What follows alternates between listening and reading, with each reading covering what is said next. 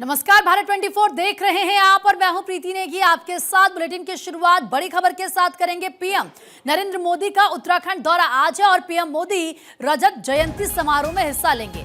दोपहर 12:30 बजे देहरादून पीएम पहुंचेंगे। एक स्मारक डाक टिकट भी जारी करेंगे। पीएम 8,140 करोड़ की परियोजनाओं का उद्घाटन पीएम करेंगे। 28,000 किसानों को 62 करोड़ रुपए जारी करेंगे पीएम मोदी। अब यहां पर परियोजनाओं का जो लोकार्पण पीएम की तरफ से किया जाना है वो कौन कौन सी, जरा आप जान लीजिए। अमृत योजना के तहत देहरादून के 23 जोनों में पेयजल आपूर्ति परियोजना, इसके अलावा पिथौरागढ़ विद्युत उपकेंद्र का शुभारंभ करेंगे। सरकारी भवनों में सौर ऊर्जा संयंत्र को लेकर बड़ी सौगात देंगे। हल्द्वानी स्टेडियम में एस्ट्रोटर्फ हॉकी ग्राउंड का उद्घाटन होगा। परियोजनाओं का शिलान्यास जिनका किया जाएगा उसमें है सौंग बांध पेयजल परियोजना, जमरानी बहुउद्देश्य परियोजना, इसके अलावा नैनीताल विद्युत उपकेंद्रों की स्थापना, चंपावत में महिला खेल महाविद्यालय की स्थापना, नैनीताल में अत्याधुनिक दुग्ध संयंत्र लगाया जाएगा। तो देवभूमि को पीएम की सौगात होंगी। और ऐसे में हमारे सहयोगी पंकज राणा इस वक्त देहरादून से लाइव जुड़ चुके हैं हमारे साथ। पंकज, आज का दिन उत्तराखंड वासियों के लिए बेहद खास, 25 साल का उत्तराखंड आज हो गया है और ऐसे में प्रधानमंत्री नरेंद्र मोदी वहां पर तमाम सौगातें देते नजर आएंगे। कैसी तैयारियां हैं कार्यक्रमों को लेकर, क्या तस्वीर?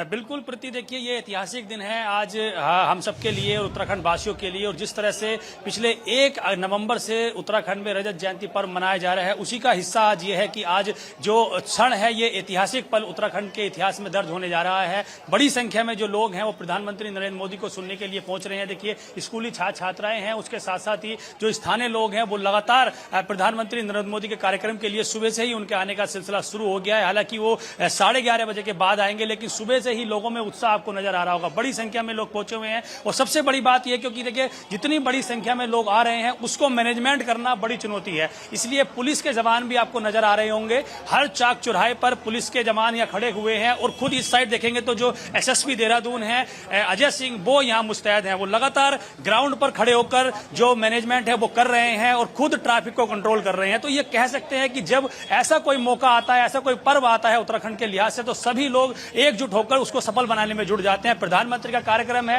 और प्रधानमंत्री के कार्यक्रम के लिए आप नजर देखिए किस तरह से जो खुद एसएसपी देहरादून है वो खुद ट्रैफिक को कंट्रोल कर रहे हैं। तमाम जो लोग हैं, स्कूली छात्र छात्राएं हैं, उनको यहां से भेजा जा रहा है। ये पहला गेट है, ये यहां से जनरल लोगों की एंट्री की जा रही है। उसके बाद दूसरा आगे गेट बनाया गया है जो वीआईपी एंट्री है, वहां से तमाम जो मंत्री विधायक और जो नेता होंगे वो यहां पहुंचे होंगे और कमांडो भी आपको यहां नजर आएंगे। तो सुरक्षा के बहुत कड़े इंतजाम किए गए हैं। इसी एफआरआई पंडाल के अंदर तमाम जो लोग हैं उनके जाने का सिलसिला शुरू हो गया है और 12 बजे प्रधानमंत्री नरेंद्र मोदी यहां पहुंचेंगे और बड़ी जनसभा को संबोधित करेंगे। 8,140 करोड़ की योजनाओं का यहां पर वो उद्घाटन और शिलान्यास करेंगे। उसमें पेयजल योजनाएं हैं, उसके अलावा विद्युत परियोजनाएं हैं, उसके साथ साथ ही और ऐसी विकास योजनाएं उत्तराखंड के लिहाज से हैं जो उत्तराखंड के विकास में आगे सहयोग देंगे। तमाम तैयारियां यहां कर ली गई हैं। सुबह से ही लोगों के आने का सिलसिला शुरू हो गया है। पिछले 1 नवंबर से 10 नवंबर तक उत्तराखंड में राज्य स्थापना दिवस की रजत जयंती पर मनाया जा रहा है। उसमें कई बड़े कार्यक्रम किए गए हैं, लेकिन आज का दिन सबसे महत्वपूर्ण दिन है क्योंकि पिछले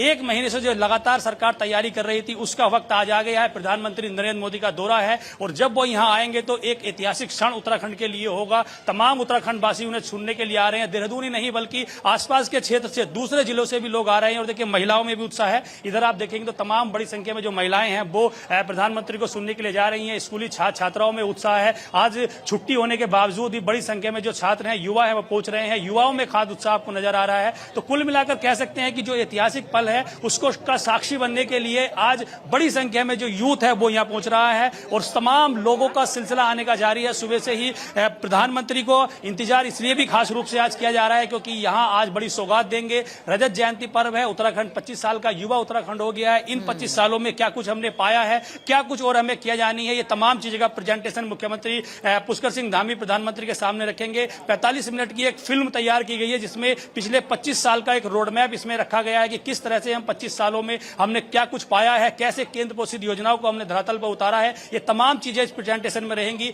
विभागों ने अब तक क्या कुछ काम किए हैं, उसके अलग अलग स्टॉल लगाए गए हैं, उसमें उत्तराखंड के लोकल उत्पाद रखे गए हैं, उसके साथ साथ ही अन्य तमाम महत्वपूर्ण चीजें रखी गई हैं। 28,000 किसानों को 62 करोड़ रुपए की धनराशि आज प्रधानमंत्री उन्हें डीबीटी के माध्यम से भेजेंगे। तो ये एक ऐतिहासिक क्षण है। ऐसे क्षण पर तमाम जो लोग हैं वो पहुंच रहे हैं प्रधानमंत्री सुनने के लिए, उनका इंतजार रहेगा। 12 बजे जब वो पहुंचेंगे तो तमाम लोग यहाँ रहेंगे, तो तब देखते हैं कि प्रधानमंत्री उत्तराखंड के लिहाज से क्या कुछ आज देने जा रहे हैं। प्रीति और पंकज, क्योंकि जो तस्वीर मुझे नजर आ रही है आपके पीछे, उसमें एक तो हमें युवा नजर आ रहे हैं भारी संख्या में जो पीएम को सुनने के लिए वहां पहुंच रहे हैं।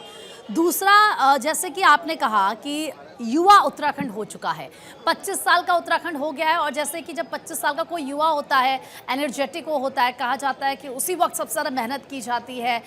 कई ऐसे हमारे दिल और दिमाग में एम्स होते हैं जिनको पूरा हमें करना होता है। वैसे हम ये उम्मीद करते हैं कि उत्तराखंड उसी गति के साथ आगे बढ़ेगा। उत्तराखंड में काम बेहतर हो रहे हैं और ये बेहतर होंगे, कनेक्टिविटी बेहतर होगी, लोगों को रोजगार मिलेगा। और पंकज, मैं यहाँ पर एक और चीज़ का जिक्र करना चाहती हूँ, पलायन।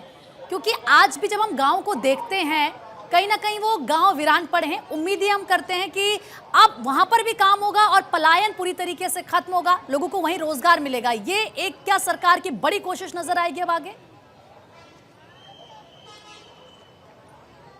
बिल्कुल प्रीति, आपने वाजिब बात कही और आप यहाँ की परिस्थितियों को बड़े बेहतर तरीके से जानती हैं क्योंकि आप ये रही हैं और आपने देखा है इन चीज़ों को। और ये एक महत्वपूर्ण विषय है उत्तराखंड सरकार के लिए, पलायन। क्योंकि पलायन पिछले 25 सालों से लगातार बढ़ा है। युवाओं को रोजगार न होने की वजह से वो यहाँ से दूसरे प्रदेशों की ओर गए हैं। लेकिन अब सरकार ने स्वरोजगार के क्षेत्र में एक बड़ा आगे एक कदम बढ़ाया है कि लोगों को यहीं पर स्वरोजगार जोड़ा जाए। तो जो लोग पलायन करके बाहर गए थे उन लोगों ने अब वापसी रिवर्स पलायन उत्तराखंड की ओर शुरू कर दिया। तो यहाँ ऐसी तमाम चीजें सरकार देने की प्रयास कर रही है जिससे लोगों को रोजगार मिल सके या स्वरोजगार से जोड़ने की कोशिश की जा रही है। प्रधानमंत्री नरेंद्र मोदी के स्वरोजगार मुहिम के बाद यहां पर तमाम लोग अपने क्षेत्र की ओर बढ़े हैं। उन्होंने यहां स्वरोजगार करने की कोशिश की है, सेब के बगीचे लगाने की कोशिश की है, फसली जो तमाम यहां की बंजर भूमि है उनको फिर से उपजाऊ बनाने के काम किया है। यहां पर जो लोकल प्रोडक्ट उत्तराखंड के हैं उनको तैयार किया जा रहा है, उनकी एक बड़े स्तर पर मार्केटिंग की जा रही है। हिमालयज जो ब्रांड बनाया गया है उसके तहत तमाम जो यहाँ के लोकल ब्रांड है, तकरीबन 40 ब्रांडों को उसमें रखा गया है, लोकल ब्रांड को, उसके हिसाब से मार्केटिंग की जा रही है,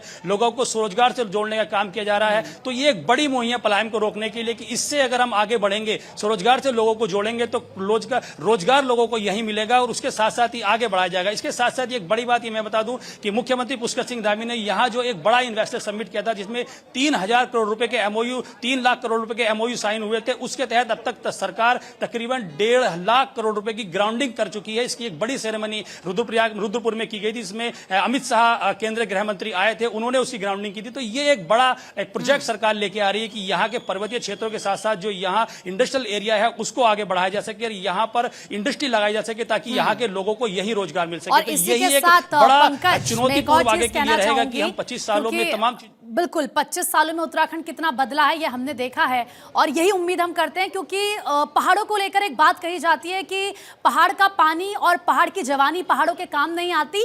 तो हम ये उम्मीद करते हैं कि उत्तराखंड जब 25 साल का हो रहा है तो उत्तराखंड का पानी और उत्तराखंड की जवानी यानी कि उत्तराखंड का युवा उत्तराखंड के काम आएगा, उत्तराखंड की तस्वीर बदलेगी और उत्तराखंड तेजी के साथ आगे बढ़ेगा। पंकज, बहुत बहुत शुक्रिया आपका तमाम जानकारी देने के लिए।